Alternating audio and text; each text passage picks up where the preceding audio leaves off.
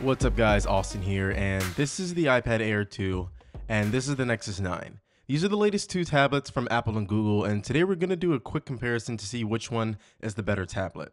Before we get started though, be sure to check out both of my reviews for a more in-depth look at each of these devices. I'll leave those links down in the description. So the first thing we're going to take a look at is design. The most notable difference between the two is probably the screen size. The iPad Air maintains its 9.7-inch screen, while the Nexus 9 sports a smaller 8.9-inch display. They both have the same 2048 by 1536 resolution, so the Nexus 9 has a higher pixel density and slightly sharper display. It also has a really nice and bright display, but like I mentioned in my review, there's a decent amount of backlight bleed that's pretty noticeable around the edges of the display. Speaking on the Air 2, while the pixel density is not quite as high, it still looks really good. Colors are much more accurate than on the Nexus 9, and it also has a laminated display, which not only makes it easier to view under bright lights, but also makes the device much thinner than the Nexus 9. While it's not a huge difference, it's almost 2mm thinner than the Nexus 9. Now this only contributes slightly to this, but the iPad is a much better feeling device, but that's nothing new.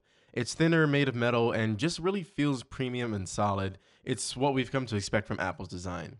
Unfortunately, while HTC arguably makes the best built Android phones, I can't say the same about their tablets. The design isn't terrible, but the build just isn't that great. You're not going to have the same satisfying feeling when you pick up this tablet. It's wrapped in aluminum on the edges, which is much more noticeable in the white version I have here, but that seems to be the only effort they put into making this seem like a more premium device. The buttons on the sides are really mushy, and the back material, you either hate it or love it. In my review, I showed you guys the black soft touch back. This version has a smooth, hard plastic finish to it. I personally like the smooth back better, but they both have a bit of give and flex in the middle, and you can actually feel the bumps where the electronics are placed. It's not a great feeling.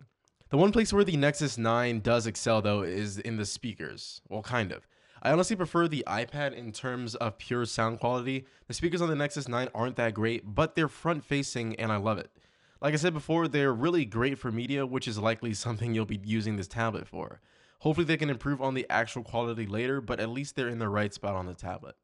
So that's the design of the two tablets. I think it's pretty clear that the Air 2 is the clear winner here. It's thinner, made of metal, and just has an extremely solid build. But I know a lot of you care much more about what's running under the hood, and this is where things get a little more even.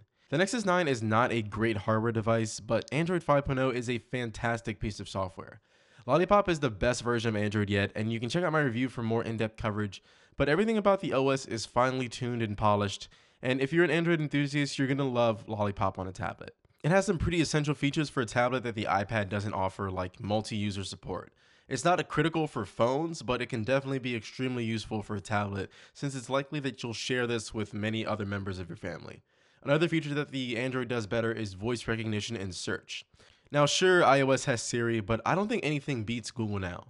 It's smart, adaptive, and responsive. Now of course you can just download Google Search on your iPad, but something that you can't download is being able to just say "Okay now," even when the screen is off and waking up your device. You can do the same thing with Siri on the iPad, but the tablet has to be plugged in to work. Now with all that said, iOS is still also a great operating system. If you have an iPhone or if you've ever used another iPad, it's the same thing it's always been.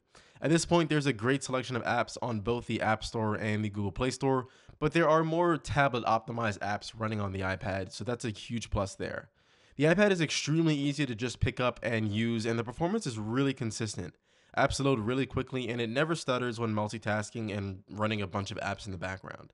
The Nexus is pretty decent too, but the performance isn't as solid as the iPad.